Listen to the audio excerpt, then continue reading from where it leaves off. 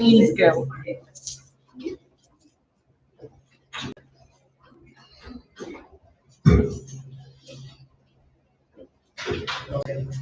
Ready.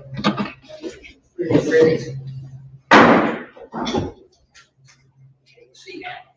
Call this meeting to order Tuesday, August 3rd, 2021, Mason County Board of Education. Special Personnel School Opening Meeting, agenda number 21-03. Mason County Board of Education, office 6 p.m. All members are present. Please stand for the Pledge of Allegiance.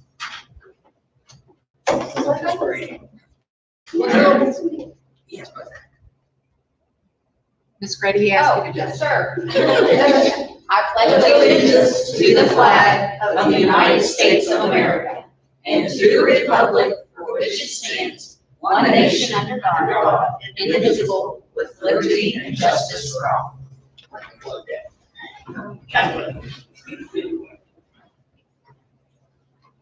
Delegations, we have one. Senator Amy Grady. Yes, sir. Do you need the mic or do you want you? Can you guys hear me okay without the mic? Okay, then Kim, I guess I don't need to turn that on. All right, so thanks for having me here. I sent everybody an email today. I'm not certain if anybody received it since I didn't receive any responses, but I'm going to assume we did it, so I'm going to go ahead and I'm going to read that email first, okay? I don't typically like to read things. I like to just speak, but I think I made some good points in the email that I'll make sure that you guys heard and understand. Okay, so bear with me just for a minute. All right, so here we are again. You know, once again, you guys are tasked with the responsibility of making decisions in this different school year. I wanted to send this email to provide you with some information and feedback that I've received from Mason County teachers, staff, and parents. To give you some encouragement also. That's something that we all need from time to time. So tonight, you guys are going to be making a decision on whether or not to require masks for Mason County students and staff at the beginning of this school year. This is a decision that I know all of you will consider with great insight using scientific data and information provided from a number of sources. I've also been tasked with many similar decisions and have been receiving a lot of input from staff members and parents that I'd like to share with you. When considering the masking of students and staff for this school year, I feel it's important for you to know that I've not heard from one single teacher, bus driver, cook, custodian, or any other staff member or parent that feel that masks should be required. When focusing solely on the input that I have received about students wearing masks, every parent I have spoken with, in 3 counties actually, but we're only focusing on Mason County, but every parent that I have spoken with wants to be given the freedom to choose what is best for their child regarding the wearing of face coverings. I think it's important information to share with you because these same parents are the ones who have elected you to be their voice in your decision-making processes. They have faith in you to represent their beliefs, and now is the best time to show them that that's exactly what you're going to do. So next, you all know that the data relating to COVID is constantly changing. However, one thing has remained the same. Children are not a high-risk group when it comes to contracting or spreading the virus. So in response to that data, as educational leaders, it's our job to focus on what is best for their learning. Keyword learning. I think we all know that last year was not what we would call a successful year. Although everyone, administrators, staff, you guys, you know, teachers, parents, students, gave it our best shot, made it work out the best that we could. I just simply don't think that it was as productive as it needed to be. I think we can all agree to that. Our students desperately need a normal school year, or at least to begin that way. I'm asking each of you to open schools with recommended masks only for all students and staff. And if things seem to shift in the wrong direction, then that plan can be reversed if we need to. Give our students and teachers a start that we all need. The excitement of a new school year with only learning, growing, and achieving on our minds.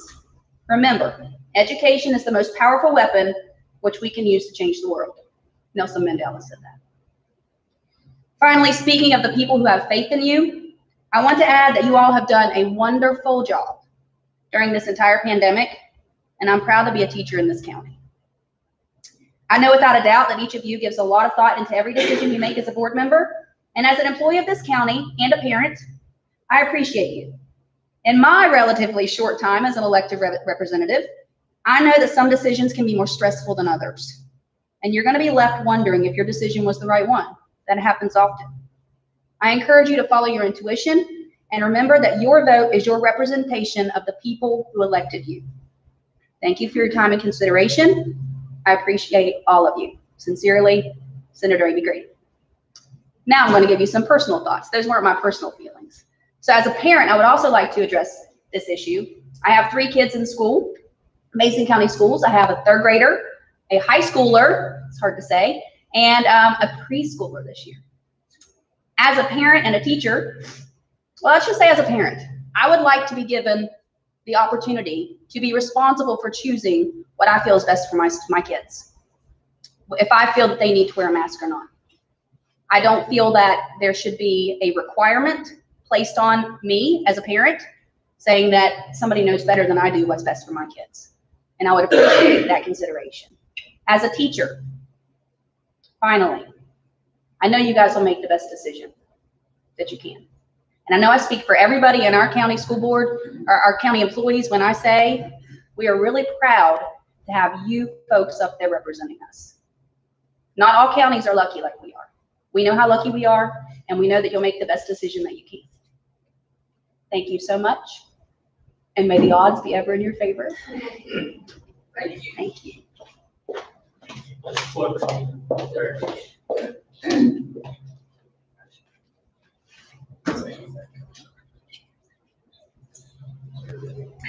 All right.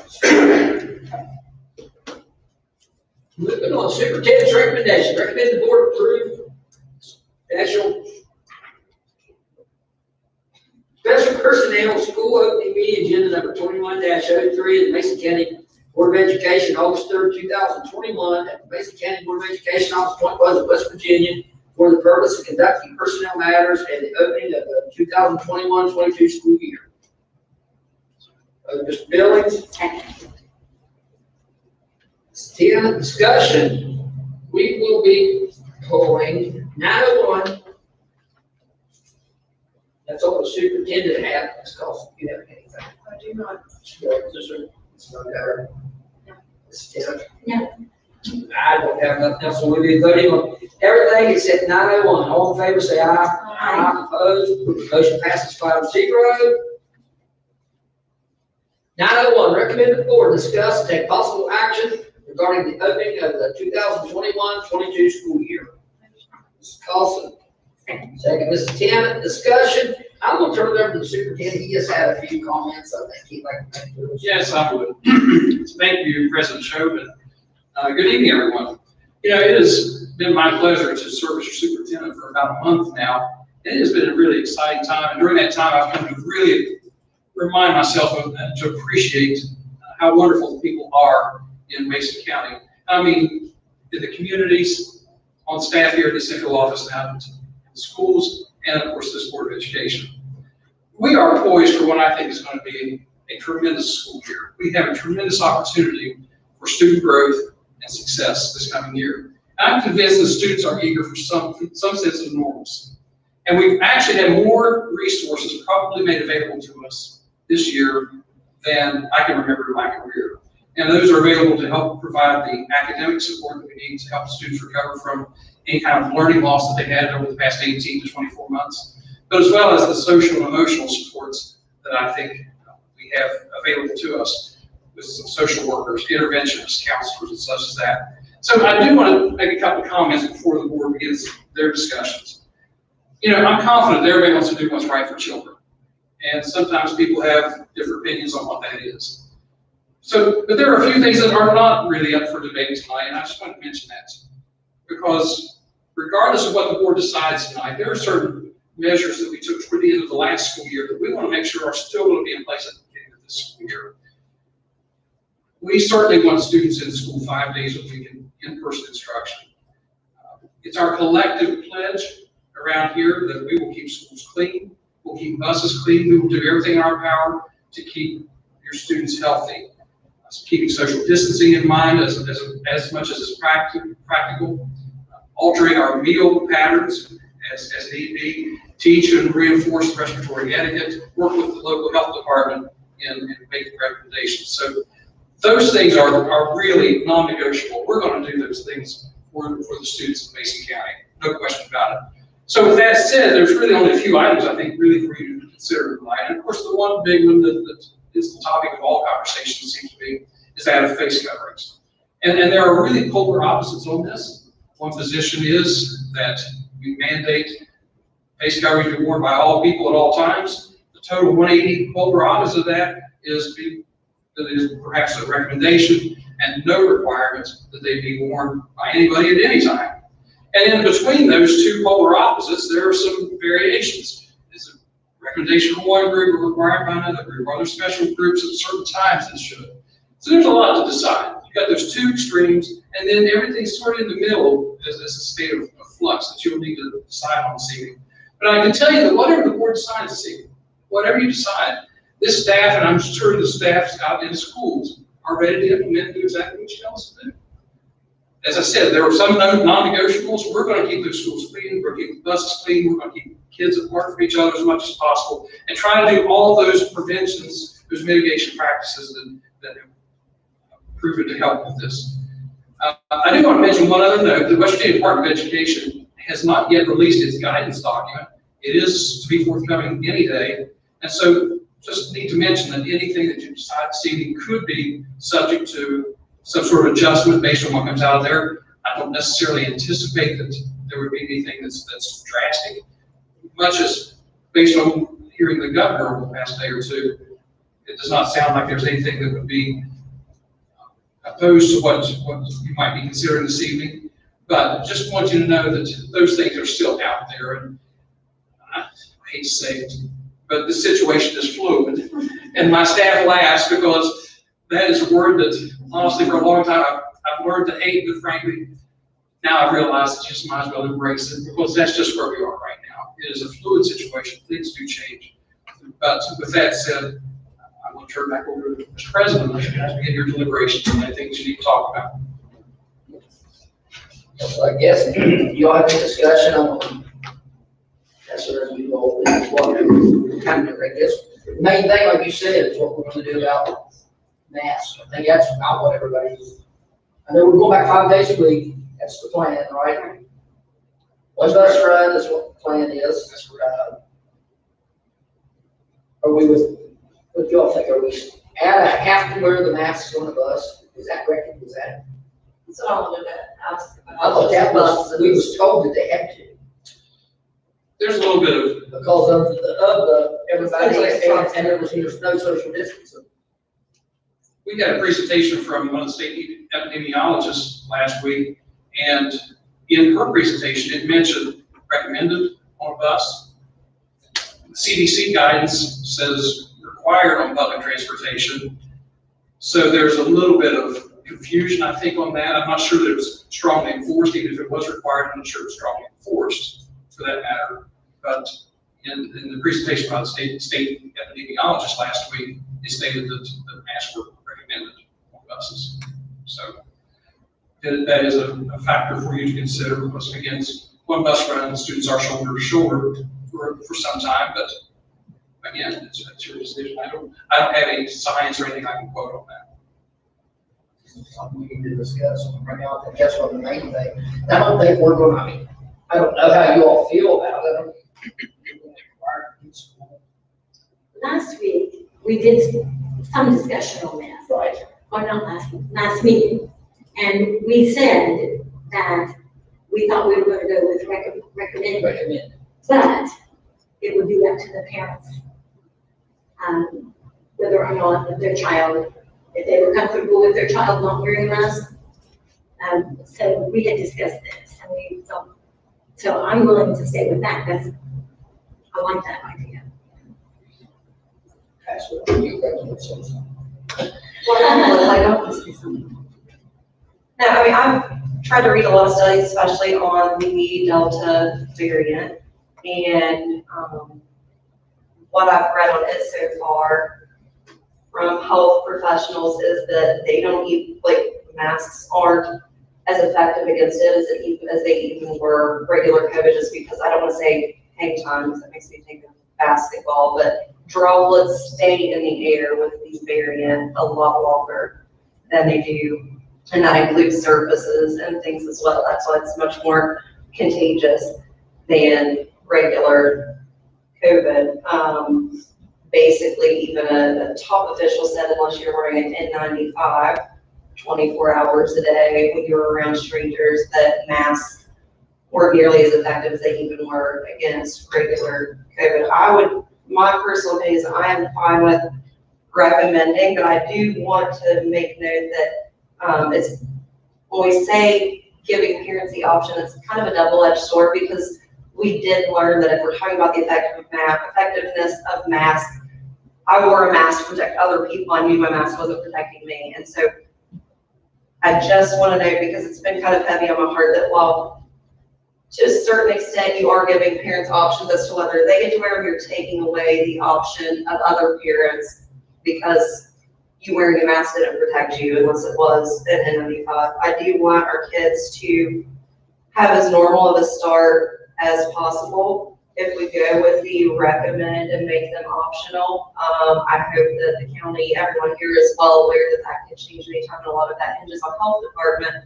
not our call. So I hope that's very clear and understood, because I think there's a lot of misunderstandings that has been for the past year as far as just within the community. I am interested to discuss more buses, just because, I mean, some of our buses have 60 kids packed on, 3 to a seat.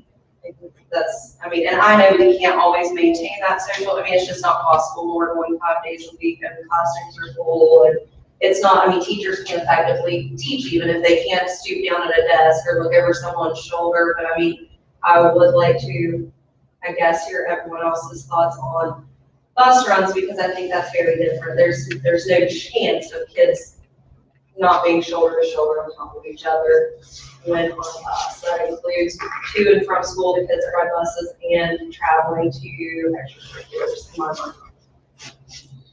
Okay. I come at this with all kinds of emotions. One, losing a grandparent to COVID. 2, working on the front lines with it every day as a respiratory therapist. Being in that room and being one of the last ones to see that. Boy, too. It's not an easy thing to do.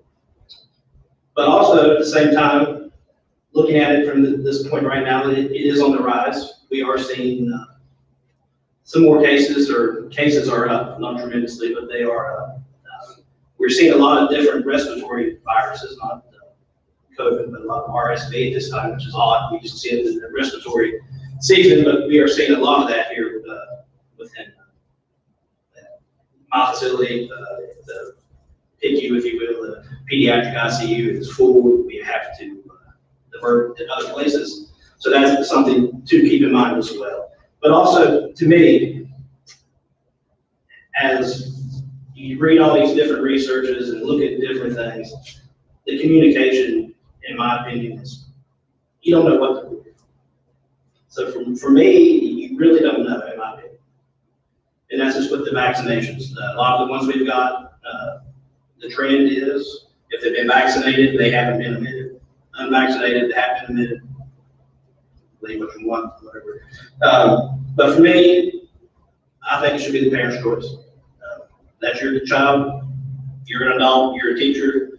I think you should be able to decide what's best for you. I would definitely encourage you to do your research, talk to your doctors, whoever, and do what's best for you. And that's just my decision on it. Anybody else ready to talk about masks? Just my opinion, I've been trying to do my research and everything too. I lost a family member to COVID. I have COVID. So I've been through it all. I've seen it all. But I came out fine. I needed more help. But beyond that, I want a normal school year. My kids were not okay last year. They weren't. They tried. My kids have never had mental health issues whatsoever. I never thought it would strike us. But I had a 5th grader that I was constantly crying, emotional, all the time. The mask issue, which is why I was on fire for it last year, because I saw how negatively it affected her. I also saw picking up the kids, how disgusting the mask can get, and the kids are sucking it in. You know, it can get nasty, and I feel like sometimes that may harbor, you know, more germs and can do more harm than good. But beyond that, I feel like I kind of felt guilty last year, feeling like I told parents what was best for their kid. Based off of guidance, we didn't know what we were dealing with. We were learning as we went, we still are. But I feel like we know enough now that we can trust our parents to make the right decisions for their children. So I'm absolutely for recommending, but not requiring. As for the bus deal, I see both sides. But if, you know, sports teams, they're intimate, in intimate settings together in, you know, football, basketball, in the locker room. Whereas on a bus, I don't see it being much different, whether in one setting they will be wearing them and one they won't. So, I don't know if it's maybe necessary for us athletic team or whatever. For bus runs, I understand because we're mixing little ones with big ones, and some of them are closer together. I hate having to put our bus drivers on mask duty because they're going to be the only ones, and I don't think that's really fair. And if they don't have to wear them in the school, then I understand, like, why would we have to wear them on the bus? But I do understand it's for the protection of maybe 3 or 4 different schools being involved instead of 1. So I understand that. I still think I would like to just recommend instead of require in all settings. But that's my personal opinion on it. If I may say something more, Dr. Burdett, you worked with us last year, but our nurses did an absolutely outstanding job. We had weekly reports telling us how many cases, how many kids were quarantined. They stayed right on top of it. I really felt like they did an exemplary job in helping us get through this pandemic.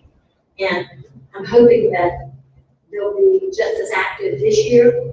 And if we get to the point that, you know, they say this Delta variant spreads so much more quickly, if they're monitoring this, you know, like they did last year, monitoring as well as they did last year, and we see a growing trend of cases and lots of kids going out with infection and things. I just hope that, and I'm sure they will be, just as active this year as they were last year, and that we can monitor this and see if we're getting in trouble. And of course, I'm sure that the state will do the same thing. And Governor Justice, I'm sure will be reporting like he has in the past. If we get in trouble, you know, like you said, this is a fluid situation. So if we get in trouble, maybe we can dial back some or whatever, but I'm with the recommending also. I don't see that we're at a state right now that we need to be requiring. We stay on top of this thing. Okay. Now, our weekly reports last year were just wonderful, keeping us informed on how everything's doing in every single school. And we work so closely with Dr. Living and the health department. I really felt like we had a good handle on this. Yeah, I feel last year, everything that we did pretty much was led by the CDC, by the health department, Dr. Living. I mean, as far as probably 98% of the stuff we did with this. And I have no problem with doing the same thing this year. We start out, I like to see it start out like a normal year as much as we can and go from there. But I'm sure if this blows up, that Dr. Living, the health department, will tell us real quick to shut down. Yes. You know, I wanted to ask that because we don't, like, if science goes the way we think it'll go, especially after county fairs, there are gonna be more cases than there's gonna be another spike. So I wanna know, will the health department make guidelines as far as If a school has a certain percentage of positive cases, that's when they say, hey, let's wear masks for 2 weeks. Like, what's gonna negate that? Because I don't want it to get out of control to a point where we're then like shortening weeks and things like that. Like, I wanna say it 5 days, obviously, the whole year long. So I wanna know, I mean, as we said, you know, things can change if it gets bad, you know, masks can change, whatever. Like, where's that gonna come from? I think that's our decision. I don't want to pass without decision, because we're not. Well, we took the advice of Dr. But I'm saying I would like to know if Dr. Lott, like, if what they're, in their mind, what their guidelines are gonna be for when things get dialed back. Hopefully we find out. Because they sure didn't hesitate to let us know. You know, when they felt that this is. Did Dr. Lott give a report or anything, what did he have to say?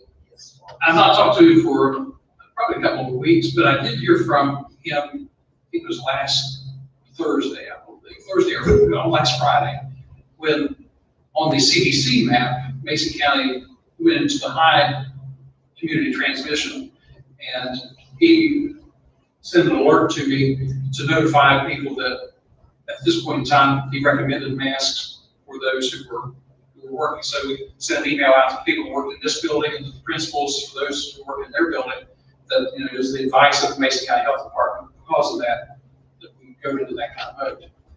The maps themselves can be a little bit confusing. Talk about changing how things change, because currently today on the CDC map, if you look by counties, Mason County is red, it's high community transmission. But if you look on the state DHHR map, we're green. Ooh, we saw that last year. We were They either yellow or gold yesterday, but today we're green. So there's great diversity in some of the information we get. And I think that's right. It's a lot of the problem too, is with that communication right there. I mean, what do you believe? Who do you believe? So that's why you have to, in my opinion, you have to do your research yourself and try to understand it the best you can and do what's best for you. That's just my 2 cents on it. I mean, it's just, and if you watch even, like I said, not the news, I don't watch the news that much anymore, but even watching, like, you know, the political things of it. But you look at it, it's just so flip-flopping all over. You don't, so I mean, for One me, side is this and the other side is this. you don't know what do these people expect to see happen. In defense of those 2 maps, they may have measured different things, you know. They didn't match 1 week last year. But But to me, with Dr. Lyman, I have a good relationship with him outside of the board. Everything I've ever talked to him, he's pretty much, and he did this last year, he told us, whatever the state sends down is what he usually will, let's say, you just follow that. Now, if there's something in our county on that, maybe something you can talk to him about, or he can alert us maybe. I think last year we were pretty blessed of not getting, a lot of outbreaks in the schools, or hardly any. I know towards the end of the year we had Bahama that had a few, but I think for the most part, what we were seeing, it was community spread. It was our students that had to, the ones that got it, there was a community spread. It wasn't a school thing, luckily. But I like understand what would happen, you know, if we do start seeing an uptick. Plans for. I would like, I mean, personally, Because I don't want to have to close student schools, right? I don't want to have to say. I don't want to either, but I'm just thinking, if there's a classroom and there's one student and there's the whoever was within 3 feet would be quarantined. And then the rest of them, it should be fine. Do a deep clean, anything, whatever. And it's Well, I mean, I'm doing like about our business. something on paper that shows what the protocol is going to be, so it's not, because that's, especially from community, like, what's the plan, what is, you know, and then we have people guessing. You know, Well, that makes I mean, sense. it may be different too, I'm just, but I mean, if there's 2 cases within a classroom, but they're not linked to one another, I don't think that's really an issue, whereas if it was because of one another, then I think there could be an issue. Right, but on the flip side, if there are 2 cases per classroom throughout a school, like, you know, you see what I'm saying? Like, I just want to know, what are we gonna, it's open until we don't have enough staff to safely run it, or like what it is. What is it? I hate to put a number like, well, there's this. I don't want, I'm saying I would assume the health department would be the people putting the number on it. That's what I was asking. I'm sure we'll be in close contact with them throughout all of this. Right. and they're going to be providing us the data and the information as to where the prevalence of this is. And we certainly honor their advice and cherish what they're telling us. And I'll say I hadn't thought about regarding like extracurriculars, like these kids are in class, or they're in locker rooms together, they're team huddle. It'll be pointless to only mask them on a bus when they just got changed in a locker room together, but I do still, I mean, I may be the only one as far as like buses commuting to and from schools when, because again, that always plays into we're giving choice to some and taking choice away from others, and is it? But don't we have, What do we do? we're supposed to be on free foot. But that's not gonna be possible with one bus or one. Okay, inside that, you should be wearing a mask. And I think that's what's recommended. Yeah, and if you're only wearing it on a bus, we're gonna keep putting masks supplied because they'll go to school with the mask, and they'll go to school with the mask on that one, I'm sure. Right. We have plenty. We have plenty. And yeah, parents should definitely take that into consideration if their children are riding buses. Some may choose to try to bring them again, like more frequently. I'm just thinking on the, like, I always try to see both sides before I have an opinion. I'm just thinking if I'm working a job that, doesn't allow me to drive my kid, who isn't old enough for the vaccine, and who maybe is more susceptible to respiratory issues. All of these things are true for me except the scheduling. That it's almost taking my option or my choice or what's best for my kid away from me to a certain extent. If my only option to get that kid to school is to shove them in the middle in one bus seat with a kid on either side. Right. How packed are our buses for one run? I mean, are they? It depends on Because I the. think, yeah. Because in town, I see some of the buses. Some buses full, some of them all 6 kids probably, you know, and the distance wise, that's about. I mean, you just pick and choose, well, this bus doesn't have to, this bus Right. does. Maybe that's something that they should take a look at. How many kids are on each run and can we? Because it was brought to my attention last year that in the New Haven area, that some buses were more crowded than they needed to be, that they could have been. So maybe it's something we can ask our transportation department to take a look at. Try to even out some of those Right. runs.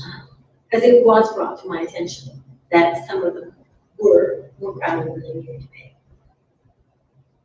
This was. And I mean, we've had, that's been for years too, some, especially like ones that do routes out the country, they've always been packed really. Which I mean, and that's almost like to a certain extent. That's not really depends on where you live, I mean, how crowded your bus is. Right. Usually on half of the bus is family anyway, so. Right. Just, I'm truly fine with the recommendation, this, of course, we're all just sharing personal opinion, recommend not require inside schools. I do feel pretty strongly about the bus when there isn't an option to try the distance. Or, you know, you don't know how many kids your child is screamed up against, or it is giving choice, but it's also at the same time taking away from others, and I don't think that's a big ask for a bus ride. That's just my personal opinion. That's my thoughts on reentry. Any other, anything else on buses, I mean, it looks like now, the buses are, which, you know, they're recommended or required. Well, if we take a look at some of those runs and see if, because every year, just naturally, the number of kids from different areas are gonna change because of kids. Here's what you look at on the bus. There'll be 58 kids on that bus that could ride that bus. There may be only 20 a day that rides, but you can't go with that because tomorrow there could be 58 kids on that bus. One home, going to school, or home to school, every kid that could ride that bus could be on it. Or they don't. Most times not, where sports going on, they'll drive to school, they'll ride with a friend, or they'll got to practice or something, they can't make it anyway, but then when sports season's They over. could have it, you know, whatever number it is on the bus. I mean, it's, Or is there a way to maybe, I have no problem, with that. I have no problem myself Is there a if they way- wear a mask on the bus. well, regardless, is there a way to keep kind of families together? I mean, you could, I mean, Just because, I mean, they kind of, because the thing that most of the bus drivers that I know does, they try to keep little from families. And that's your best bet, because that's where you, for lots of reasons. that's case, they have a whole lot of this, For lots of, you know, related reasons. you know, and then if we want to recommend or we want to require, that's what we're going to decide. For school, I'm all for it. Maybe we should get some input from the bus drivers on that particular. Maybe they would have some insight as to. I'm sure if you ask about 99% of them, they'll say we'll do max. Okay. I'm sure they're saying, because they're about like everybody else. But for personal. I have no interest. You know, they have to be tired of masks too. Right, and I, If we're looking at It's not the to three single foot, out if we have to be the 3 three foot, feet, and this it's thing thinking about about us us doing on the too. bus, with the whole bus. You know, That's true. what is it? if we have to do, if we're supposed to do 3 foot social distancing, it can't be done on the bus. If you're protecting your bus. I mean, Right. That's my concern with buses. you know, I have no problem with that, we're on the bus, but I know the bus big on the. Well, and I hate, like I said, to single, it's not singling out, which is the way it may be perceived as one certain group of employees, but I mean, if we're talking about best interest of kids, is it in their best interest to sit shoulder to shoulder with no level of protection at all? That's why, I mean, I said about the families, at least if we sit households together, that may at least prevent the spread from. I agree, if we can then keep 3 feet between this family and this family is the issue. And I doubt it. But I mean, even if you can't, then you affect this household and this household instead of 6 households.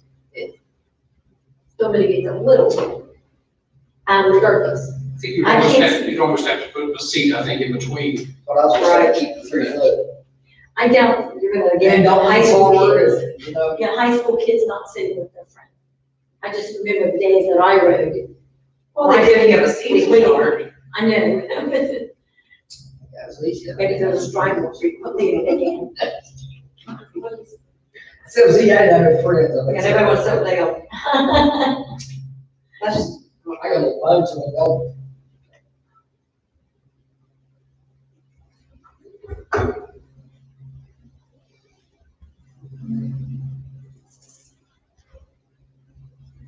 Hard to see.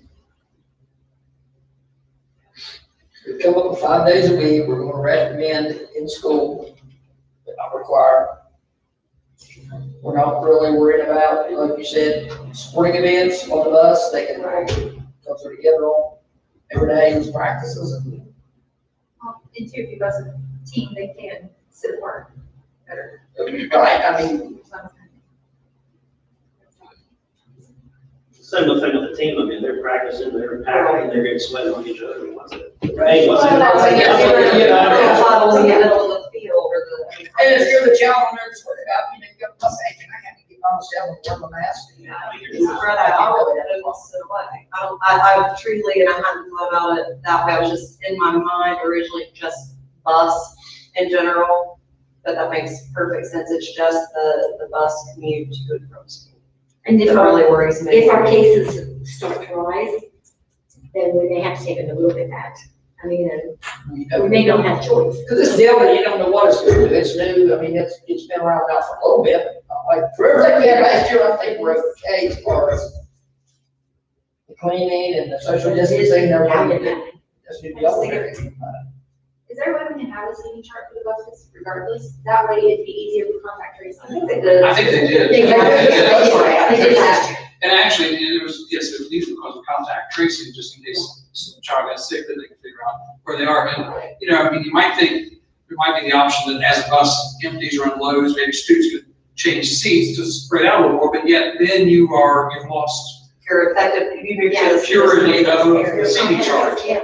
So, And that's, I mean, in my opinion, be different than everybody else's. I was called the mask Nazi last year, which is totally fine. But I just am thinking, especially older kids are more apt to not be on the bus. And I'm not saying this is the only age that rides buses, but when we're looking at the large majority of bus drivers being in that age group that aren't even eligible for vaccines, if they wanted them, I just feel like it makes me feel like we're not really doing what we can to fully protect them if we're shoving them on buses like sardines with no protection.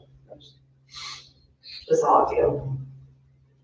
I don't want to sound like I'm going against you because I totally understand what you're saying, but that age group too that you're talking about is also the age group that's really not getting it so much. Even though I know one is too many in there, there's 200 counting right now, but they're not getting COVID like everyone else is either, which is great. But I understand what you're saying, like, you don't want to take somebody's right away.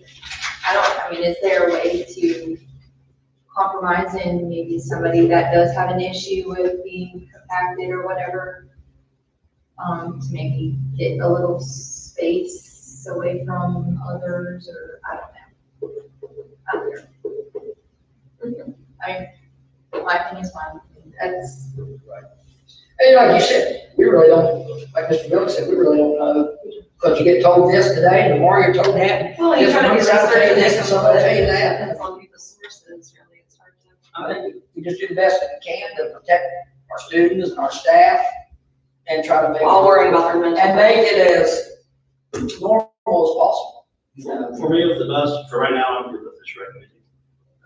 and see where it goes. from there. For me, just us, want to keep it consistent, and if something happens, we have to do it, do what we have to do. But the parents, again, if they want their kids to wear a mask, They can they wear have it. to wear the mask. And that's something I think needs to, a lot of, if you're an employee, and you wanna wear your mask, you gotta watch out other employees that shouldn't be able to ration. The same thing for students. If I'm a student and I go to school, my friends should be able to make fun of me because me or my parent feels I should wear my mask, you know? Something to But take off. I mean, there shouldn't be bullying either way. What happens right now, you walk in the school, you can walk in Walmart tomorrow with a mask or somebody won't. Stay where you walk in without a mask, and somebody's got a mask on, it's like, stay away from it, I you feel know? like there's judgment on all the time. But yeah, in school, you gotta watch that, that's kind of like the bullying and everything else. They feel they should wear their mask, they should wear it. Absolutely.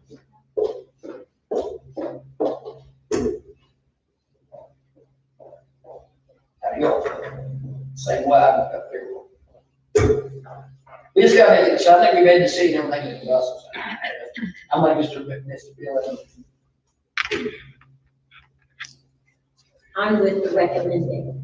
And Start school, at Thursday, we'll do these weekly reports, and and then if we get we in can trouble, change it it. is a fluid If situation. we're wanting to start as normal as we can, it's recommended, and if they get on the bus with a mask, or if they want a mask, there they are, the bus driver will give it to them, or they'll have it. And the same thing as the school. And like you said, we'd have to look at it every, you can keep up on it, or whoever. Now, if the bus is able to maintain that distance, that would be forced grant. I'm sorry. If the bus is able to maintain the distance, that's what we want to. Oh, absolutely. Now, if the population riding the bus is small enough that we can maintain distancing, absolutely we would do that. But Mr. Sho alluded to, a lot of these buses are 50 to 60 kids on there. That's what we can. So can we do it? Well, I mean, we gotta have fun with that. So far, we've done everything, let's sit down, you all, I mean, Don't look at me, I think I've said it all. Yeah, And I'm all for mass choice, I just think it's important to remember, again. yeah, we will, is that the last Absolutely. issue that, for opening the schools up against the buses? You know, we got 5 days a week, and we're gonna make that motion here in a minute, 5 days a week, they're required in school, we're gonna recommend, it's required, I don't know if this is especially on this one or not, but the virtual. Yeah, I do have some things out there that have been presented to you as possible considerations, because there are students who have medical conditions that who their families don't feel comfortable that they could be at school. Those kinds of situations are, and it's a documented medical situation where they cannot be given this situation. Then we did, staff here put together some criteria possible selection. I don't know if that's something you want to necessarily vote on, or if you just want to provide some feedback to some of the things that we have made available to you, or it's something that perhaps you could be talking about next week at our regular meeting. I just have one question. Yes, sir. Like I said, and I'm all for the virtual, or whatever we can do to help any kid, that's what we're here for. With that, if the criteria is only, if I haven't read all the way through, if you're just saying it's a medical issue, okay, what about little Johnny over here? It's getting punished because he does better on virtual, but because he don't have that medical issue, he can't use that, or can't do virtual. Is it fair? To me, no. But is that legal? I mean, are you taking one away from the other? Is it something that needs to be looked at legally? I mean, I know we don't have to require virtual. I know Right. this is something we're doing, but to me, in a way, is, yeah, he's got a medical issue, now he's got a pain in it, I totally understand it, 100%. But how is that fair to, this little guy over here, he did awesome on virtual. But he can't have our county virtual, the high school would have to go to West Virginia virtual. We're going to get hit up if this one happens. But I'm just throwing that out there so we're ahead of it. But on the legal, how can you, you don't got a medical position, you can't do it. I'm just throwing it out there, maybe something needs to be looked into. What is this medical, this is for, are we talking West Virginia virtual? Yes. Okay, that's what I Oh, I thought. thought we want to do the county one here. We're just gonna have a county like facilitator Right. for West Virginia. Available to help her. Going to have a county, our intention is to have a county teacher that will handle the elementary students using the West Virginia virtual curriculum. They're just helping. So they will actually be the teacher. The Mason County teacher would be the teacher for the elementary grades K through 6, 7 through 12. The teacher is a West Virginia virtual employed teacher who may be in another county, maybe in this county, maybe in another county, or perhaps even another state. But that person could also serve as the facilitator to provide the more personal contact, the closer in contact. Not that that teacher doesn't, but it's just one more voice of checking to see how the students do it. But I understand where you're coming from on that other concern, but Just to make sure it's clear, that's all. Right. I think probably one of the reasons that criteria was not, or didn't include something like you discussed is most of the research shows that for most children, in that face-to-face, 5 days is going to be the way to go. And there are probably situations like you described, but they're probably few and far between, frankly. A lot of kids do much better face-to-face. No, I agree. Is there something like to add to that though, like, medical or proof that a student excelled with that platform? I don't think there'll be a lot, I'm just saying if we get That's that. How how about like we did last year? Ron, did you have a comment? Yeah, to Ashley's point, do they have the document that we put together? I emailed it to. I got it via email, but I can't get it. I have copies. I have copies. So we have on there, one of the caveats on there is past performance in virtuals. Yes. And so if they have done well, understand that when we put this together, we were not limiting our decision-making process to one or two of these things. All of these things will be taken into consideration. And so because we said past performance in virtual platform, if they did well, we would certainly take that into consideration as to whether or not they could do that. So we're not limiting it just to a medical condition. We're saying you can also do, if you did great in West Virginia virtual last year, we will also take that into consideration as well. Well, thank you for clearing that, because I hadn't seen this, so. If you didn't participate and you didn't show up, don't sign. Yeah. We're looking good for you. Double-edged sword. You said that we're going to have this, our county hired person for K through 6. Okay. That's all. Could we also have a similar person for those who are doing West Virginia virtual for 7 through 12? I think one of the more difficult things about that is it becomes more subject, and Dr. Vaughn, you might want to chime in on this, but Sure. it becomes more subject specific. We get 7 through 12, or Very much about so. Very a much so. content teacher, content social studies teacher, a content math teacher, and things like that. That becomes a little more challenging. Rhonda, to your point, because we don't hire those folks, West Virginia Virtual School hires those folks. there is nothing stopping, just like last year, Mason County teachers from applying for those positions.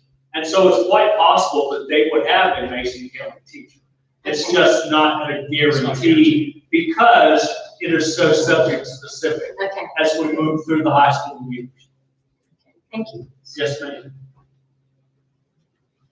And I must say, I like the last thing on, one, at least that's clear. Amen. When you flip off, you know, you gotta finish the semester if you want to get back in. Oh, I'm gonna, that was, yeah, that's a big deal. Please not touch that one. That's a big deal. Yeah, good. And just like you said, everything we're doing to open schools, that's just opening schools. It can change day by day. It did last year sometimes. You know, I mean, we got all best interest, you know, that's the choices we can make. The CDC, the state comes in and says you're not gonna do it, we have to change, you know. But we can try. But we can try our best to make it as normal as we can, I mean.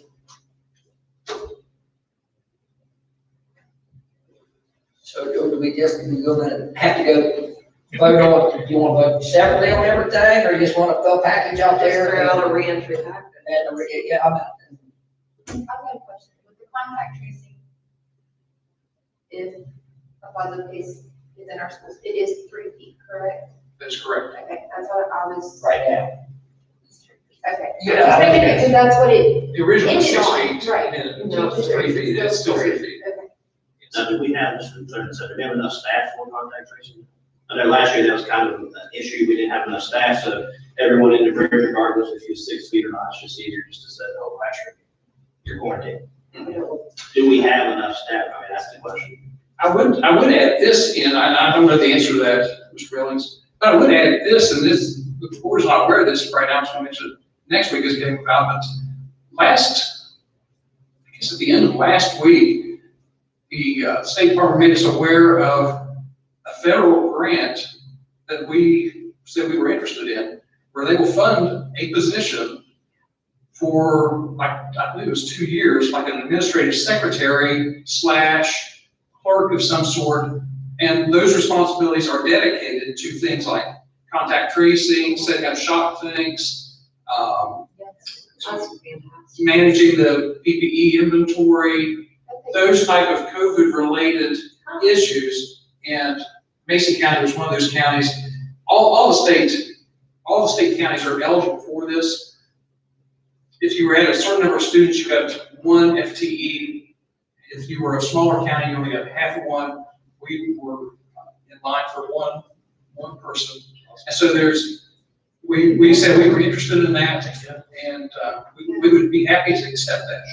So that will lighten the load. It won't do all the contact tracing, but the responsibilities are those kinds of things that really wound up being cast upon other people next Yeah, I year. know. So you'll know by next week, is that what you said? Well, I was just going to inform you of that, like at next week's meeting, because there's also another little grant that's out there in the works that would probably merit a little more conversation than what we're going to have. It's really not on the topic for tonight, but it is sort of COVID related. The money continues to flow, and this is one that, and it moves so quickly. We got notice of this, I think, on Wednesday, that this might be a possibility. And Thursday afternoon, we got an email that said, we need to know by 4 o'clock on Friday if you want this. So that was a pretty easy call. So I notified them and said, yes, we might be considered for that. So we'll know a little bit more about that as that comes around. But hopefully that would help with contact tracing. So we could have a contact tracer for our county for this year and next year? I believe it is a 2-year grant. Yeah, that is a 2-year grant. That'd be awesome. That would help. Yeah, because I know one of our nurses really took it upon herself to kind of head that up of how everything goes, and I'm sure she'd appreciate it. Yeah. Bless her with it. Last year, so it was really helpful.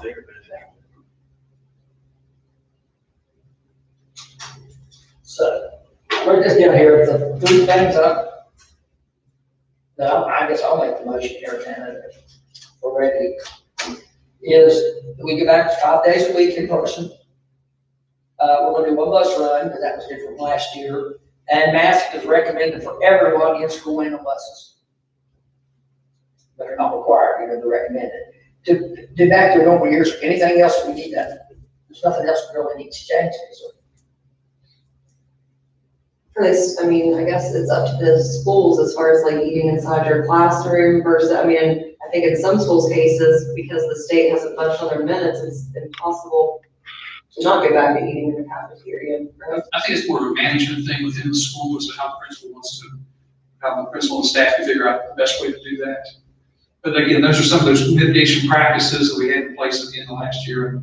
And we will actually begin our principals administrators academy tomorrow, and we will be talking with principals over the next 3 days. And on Friday, it's dedicated pretty much to our staff talking with them about that. And I'm sure this is one of the topics that will be coming up. Just impress upon them that we need to continue a lot of the things that we left on the table last year. I think that's three of the main things the parents is worried about, isn't it? Is what I just said. I mean, do we have anything else? There is one thing that was brought to my attention, kind of related. Well, on social media, some of the parents are saying they're having a hard time understanding our calendar. And they're saying that there's so much information and it's so small and you have to zoom in so many different areas. And one of them suggested, I know we've done this in the past, just a list of We've done it. so is that what you're talking? Sorry, on there. Well, they had, I like they had, okay.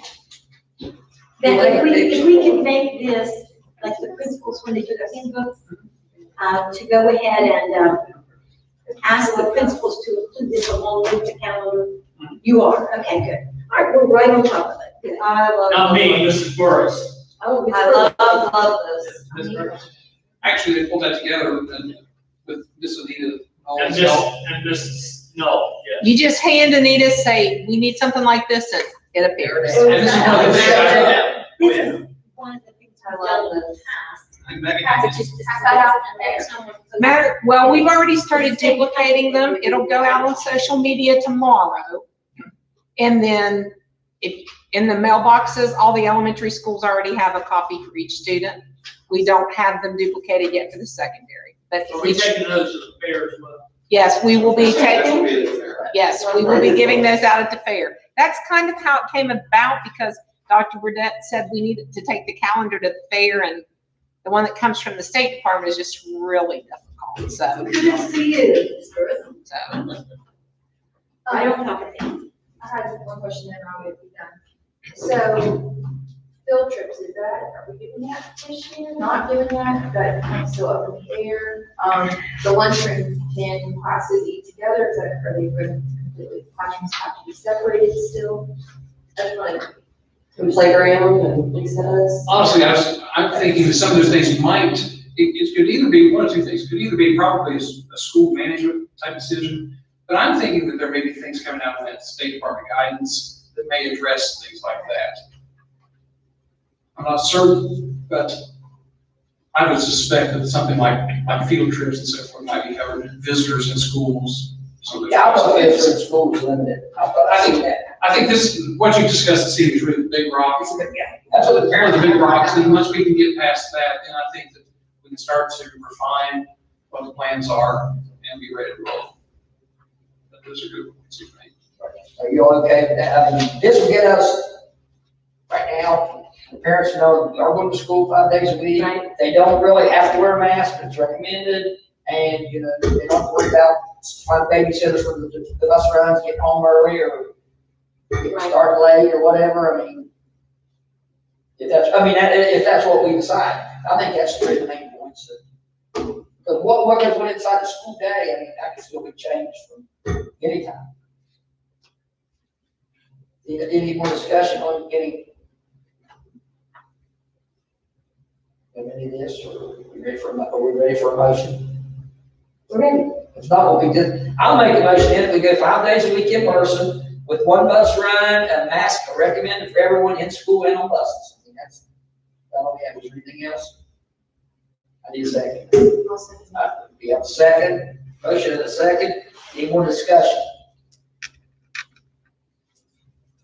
Voting, all in favor, say aye. Aye. Opposed? No. Motion passes 4-1. Main motion. Recommend the board, I guess, return to school 5 days a week in person with one bus run and masks are recommended in school on buses. All in favor, say aye. Aye, opposed? Oh, sorry. Me.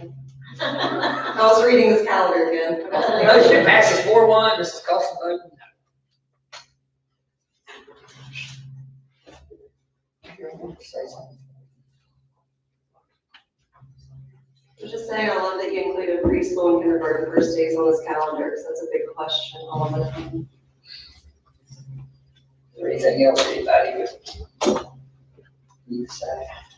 We're doing 2 hour later out this one? And we'll get this map that we're discussing out to everybody, so we passed out at the fairs, we'll be, keep off of the calendar, it's gonna be, we'll try to get everybody, I'm sure before night's over, be on Facebook, if not already. Where they can blow it up and see it, if anything. It'll be released on our Facebook page tomorrow. Today, there was a thing that released the starting dates for everybody.